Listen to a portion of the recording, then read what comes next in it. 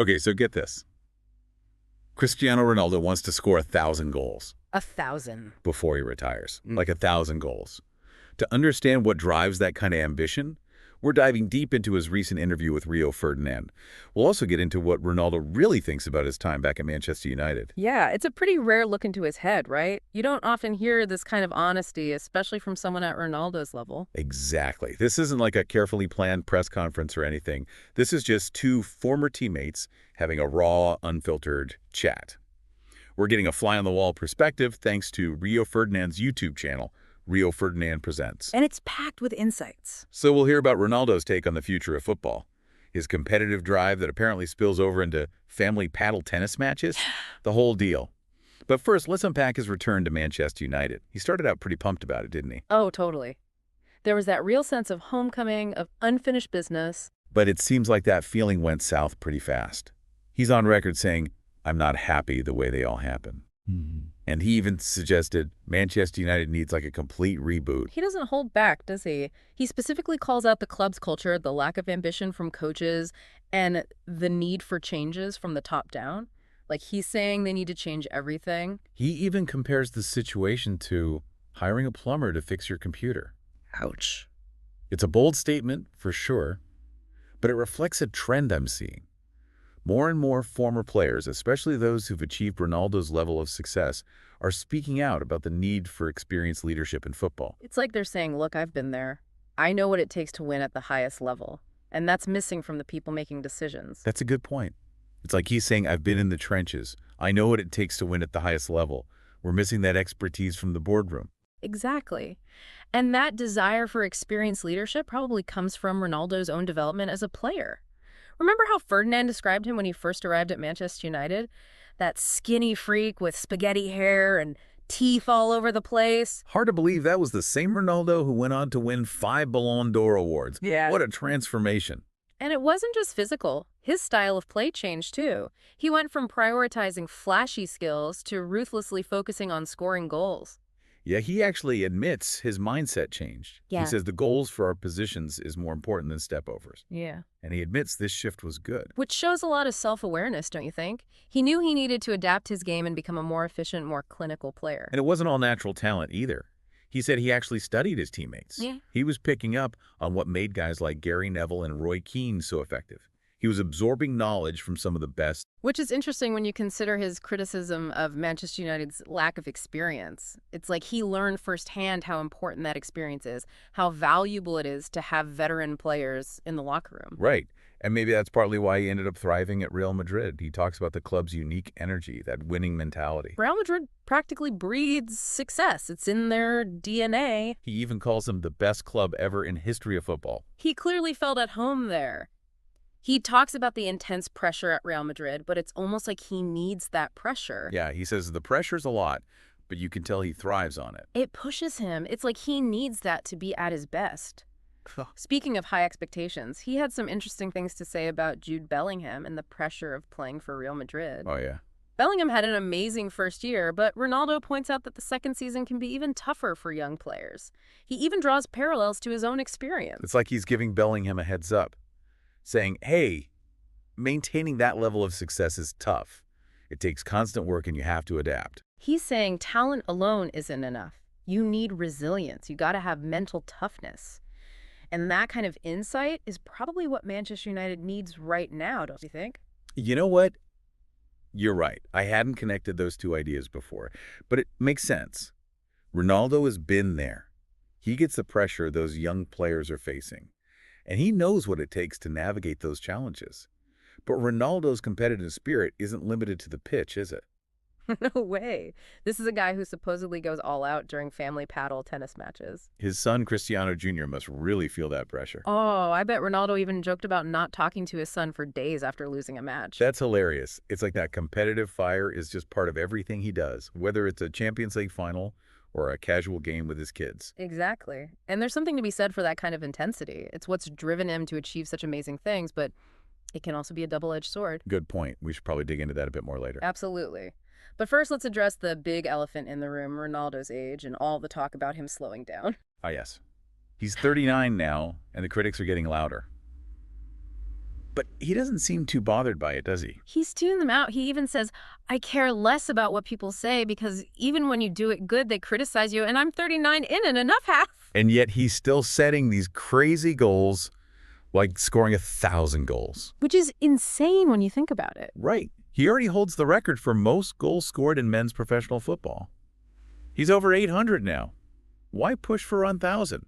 I think it's a few things. Partly it's the challenge.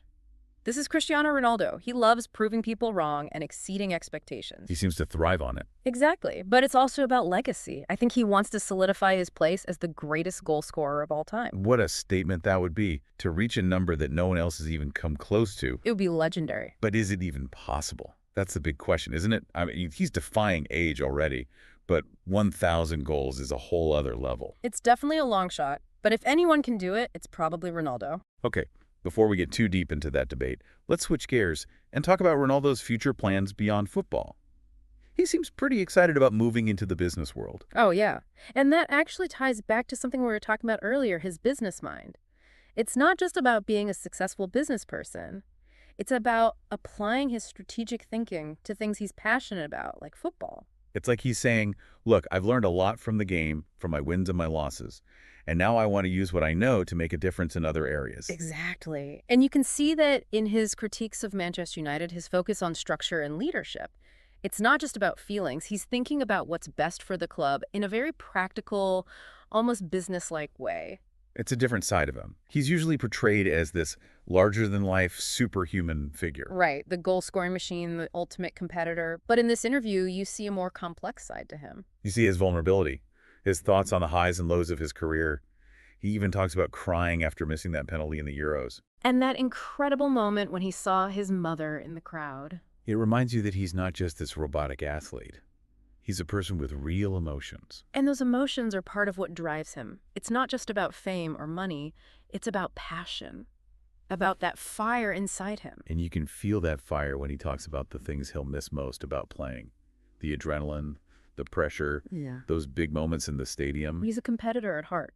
It's part of who he is. And that competitive drive is interesting because it's both his biggest strength and potentially his weakness. That's a good point. It's what's taken him to the top of his game.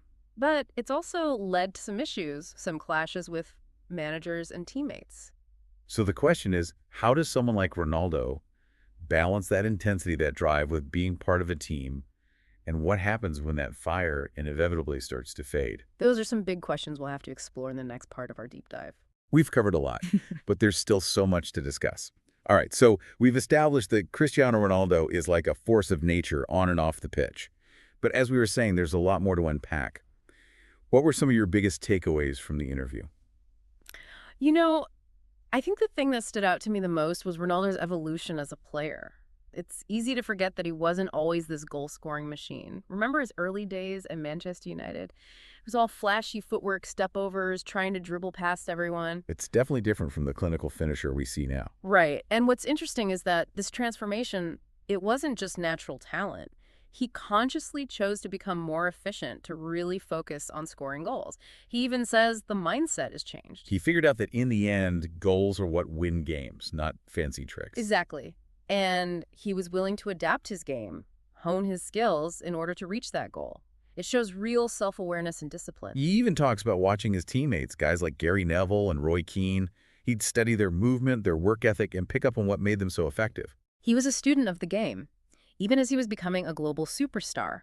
That's something we can all learn from, you know? Whether we're athletes, entrepreneurs, or just trying to get better at something in our own lives, there's always something to learn from people who have mastered their craft. That's so true.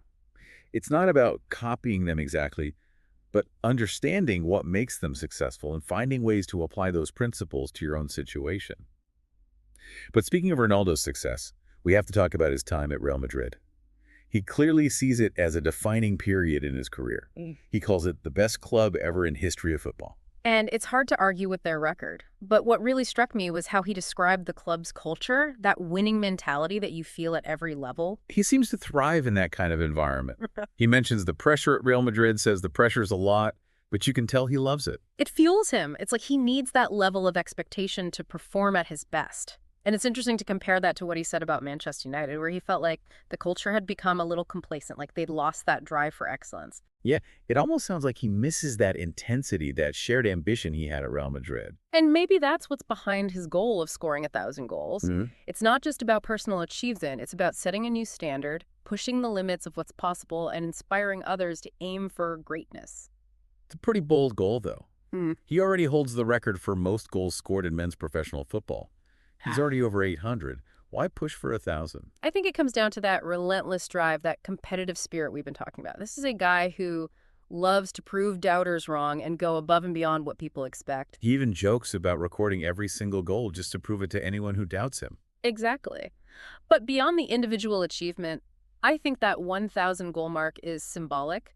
It represents a level of dominance of longevity that's never been seen before in the sport. It's like a legendary quest. And whether he actually scores that many goals or not, the fact that he's going for it shows his incredible self-belief, his refusal to let age or criticism define his limits. It's a powerful message, really. It's about pushing past what people think is possible, challenging conventional wisdom, and not letting other people's expectations hold you back. And that's something we can all learn from, whether we're athletes, artists, entrepreneurs, or just trying to live our best lives. I think what's so fascinating about Ronaldo is that he embodies this paradox of intense ambition and emotional vulnerability. On one hand, you have this relentless competitor, this driven athlete who seems almost superhuman in his pursuit of excellence. Right, the guy who pushes himself to the absolute limit, who expects the same level of dedication from his teammates, who even gets competitive playing games with his family. Exactly. Yeah. But then you also see these moments of vulnerability where he drops his guard and you see the human side of this superstar. He talks about crying after missing that penalty in the Euros, about the special connection he has with his mother, about how important it is to express your emotions. It makes him seem more real, and it makes his achievements even more impressive. It's like, wow, this guy has faced real challenges, real setbacks, and he's still managed to become one of the best. And that's a really powerful message. It reminds you that even the most successful people, the ones who seem invincible, they also experience doubt and vulnerability and heartbreak. It's all part of being human. Exactly. And it's how we choose to respond to those challenges that truly defines us. So how do you think Ronaldo reconciles those two sides of himself, the intense ambition and the emotional vulnerability? That's a great question. And I think it's something he's still figuring out, but maybe it's that tension, that internal struggle that actually fuels his greatness. That's an interesting idea. Yeah, It's like he needs both the fire and the vulnerability to achieve what he has. exactly. The vulnerability helps him connect with his fans, to inspire them, to show them that it's okay to feel things deeply, to experience the whole spectrum of human emotions. And the ambition, the drive, the constant pursuit of excellence, that's what pushes him to always improve, to break records, to redefine what's possible. It's almost like those two opposing forces are working together to push him forward. And maybe that's the main takeaway. It's not about being perfect. It's about embracing everything that makes you who you are, your strengths and weaknesses, and using that to fuel your journey. That's a powerful message. And a perfect way to wrap up our look into the mind of Cristiano Ronaldo. It's kind of poetic, isn't it? This idea that his vulnerability and ambition are kind of like woven together, two sides of the same coin that push him to do these amazing things. It is a really interesting thought. And it makes you wonder how those two sides of him will play out in the next phase of his life, as he moves away from playing professionally and into the business world. That's a good point. We talked about how excited he is about that new chapter and how he sees it as a chance to apply his strategic thinking, his business savvy, to new kinds of challenges. And you can see that mindset in his critiques of Manchester United. Remember that analogy with the plumber and the computer? He's basically saying that football clubs need a more data-driven, results-oriented approach. He's not just going with his gut or relying on tradition. He's thinking about systems, about efficiency, about how to build something that lasts. And those are the same principles that make businesses successful. So his move into the business world seems pretty natural. He's taking what he's learned from football and applying it to something new. It's like he's saying, okay, I've conquered this game. Now I'm ready for a new one. And knowing his track record, who are we to doubt him? Well, speaking of doubting him, let's get back to that 1,000-goal goal. We talked about the symbolism, the legacy of it. But can he actually do it? That's the million-dollar question. And to be honest, I don't think anyone knows for sure. He's already defying age, playing at an incredibly high level. He's over 800 goals now. To get to 1,000, he'd have to average like 40 goals a season for the next 5 years. Which even for Ronaldo is asking a lot. But then again, he's built his whole career on surpassing expectations. Yeah. So maybe we shouldn't write him off just yet. Exactly. And that's part of what makes this so interesting. It's a goal that seems almost impossible, but you can't help but think, could he actually pull it off? And even if he doesn't hit that exact number, just the fact that he's trying is inspiring.